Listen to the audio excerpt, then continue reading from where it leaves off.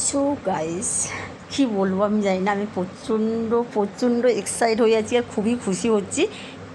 কারণ আমার ছোটো পিসির বাড়িতে হঠাৎ করে যাচ্ছি, আগের থেকে কোনো প্ল্যানিং ছিল না, কিছুই না। তো হঠাৎ করে দুপুরবেলা, রবিবার দিনকে দুপুরবেলা একদম রেডি হয়ে চলে এলাম নিউগড়িয়া স্টেশন থেকে এসে তো আমি তো ভাবতে পারিনি যে আমি এই ড্রেসটা পরে যাব, কারণ আমি এই ড্রেসটা ভীষণ পছন্দ করি। তো বোনের ছেলে আর আমি, আমার মেয়ে সঙ্গে নেই, আমার মেয়ে কেন কি হোস্টেলে আছে। তো সঙ্গে থাকো, দেখতে থাকো, কোথায় যাচ্ছি, কীভাবে যাচ্ছি সবটাই বলবো। ওকে, আর সঙ্গে থাকুন গাইস, টাটা।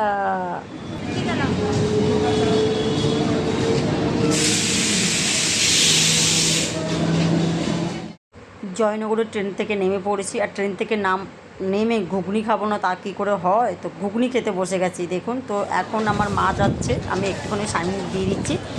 মা আছে, এটা হচ্ছে জয়নগর মজিলপুর। তো এখান থেকে আমরা সিঁড়িটাকে ক্রস করব, সিঁড়িটাকে ক্রস করে আমরা ট্রেনে উঠবো। ট্রেনে না, সরি, বাসে উঠবো। এক বাস একদম পিসির বাড়ির সামনে গিয়ে নামবে।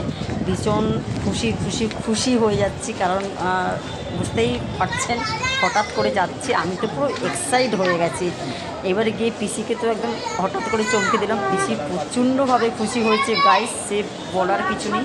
তো অনেক দিনের পর আমি আবার যাচ্ছি, তো দেখতেই পাচ্ছেন সিঁড়ি দিয়ে উপরে উঠলাম, উঠে চারিদিকে একটু করে ভিডিও করলাম। দেখুন, বোন তো পাগলের মতন হাঁটছে, মাও কেমন করে, মানে এরা আর পারছে না।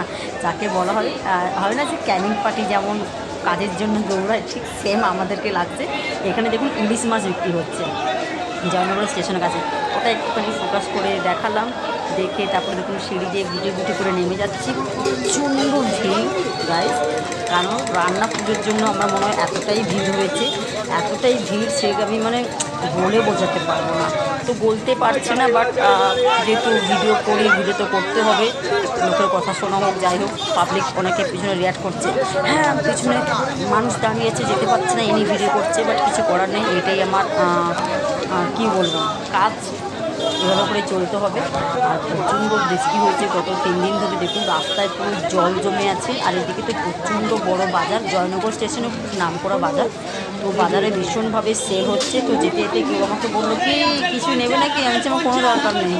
তো এইভাবে করে যাচ্ছি, তো দেখতে থাকুন, সঙ্গে থাকুন, করে আবার দেখাবো। দেখে বৌদি মনে হচ্ছে, টাটা।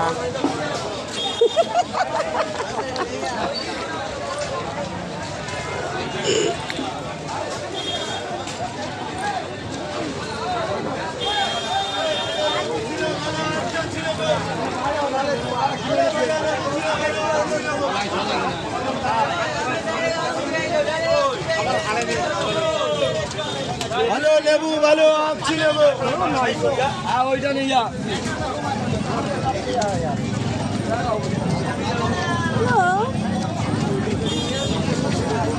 আচ্ছা আচ্ছা,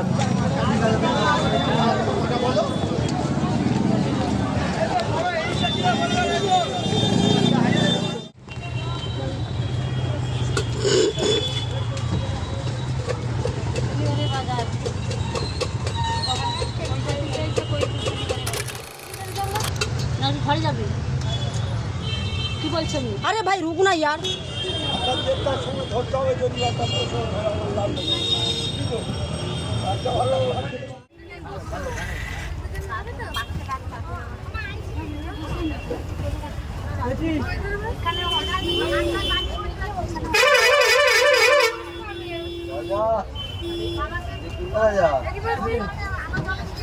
আমি আপনাদের মিথ্যে কথা বলেছিলাম যে আমি দিল্লি যাচ্ছি, বাট না, আমি দিল্লি যাচ্ছি না। আমি এসেছি আমার ছোটো পিসের বাড়িতে। অ্যাকচুয়ালি ছোটো পিসের বাড়িতে রান্না পুজো, তো আমরা এসেছি। এখন বাজে 8টা, দেখাচ্ছি আমি, 8টা 5 বাজে। দেখতেই পাচ্ছেন 8টা 5 বাজে। তো পিসের বাড়িতে আমরা এসেছি এখন। তো বাকিটা আমি ব্যাক করে দেখাচ্ছি। সেই পিসো ছোটোবেলায় খুব আসতাম পিসোর কাছে। এই দেখো, দেখতেই পাচ্ছেন আমার পিসো মাছ কাটছে ঠোঁটে বিড়ি নিয়ে। ও পিসো হাই বলো, পিসো হাই বলো না, হাই বলো না, এইদিকে তাকাও, আরে পিসো তাকাও না, এইদিকে তাকাও। এরকম বলছি কি, এরকম করিস নি। তো এটা হচ্ছে আমার সেই ছোট পিসো, মানে আমার 3টে পিসি, 3টে হাজব্যান্ড, মানে এক একটা করে হাজবেন্ড, বাট ছোটো পিসের কাছে সব থেকে বেশি আবদার যাকে বলা হয়। এই হচ্ছে আমার পিসি রান্না করছে, দেখে নিন। এটা হচ্ছে রান্নার পুজো রান্না, দেখুন ভালো করে। প্রচুর পিঁপড়ে ধরে গেছে বাতাসে না,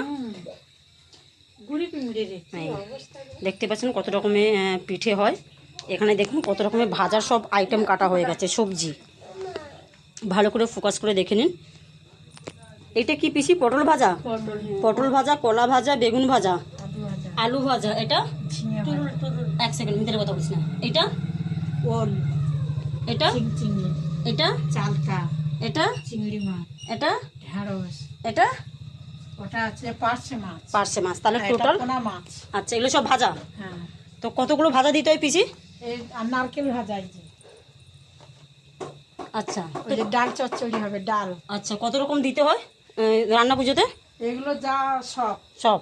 আর ব্যাস এই ভাজা দিয়ে ভাজা, পিঠে, পায়েস আর ভাত, জল দেওয়া যে ভাতটা, পান্তা যাকে বলা হয়। হ্যাঁ। তো দেখতেই পাচ্ছেন রান্নার পুজো সব আয়োজন হচ্ছে। এইটা কি?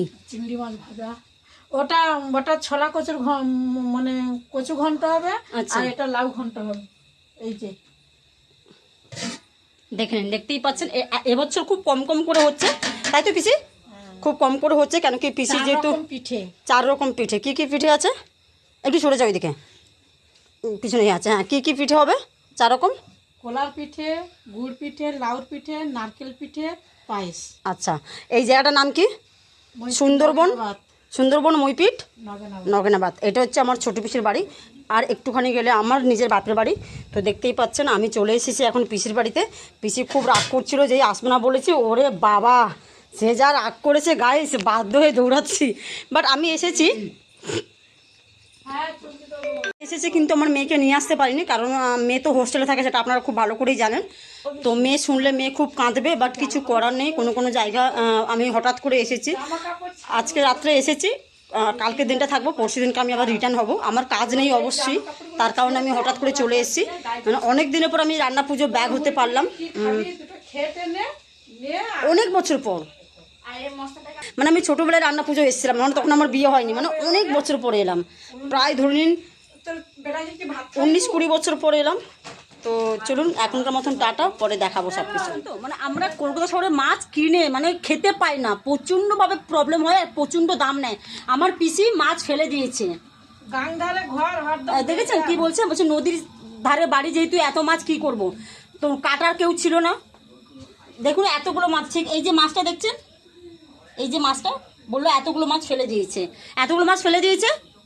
আর কিছু মাছ আমার বোনকে দিয়েছে, মানে আমার পিসির মেয়েকে দিয়েছে, আর কিছু মাছ এখানে নেই। মানে ভাবুন, আর আমরা খেতে পাই না, এই হচ্ছে হয়। না, আগের বছর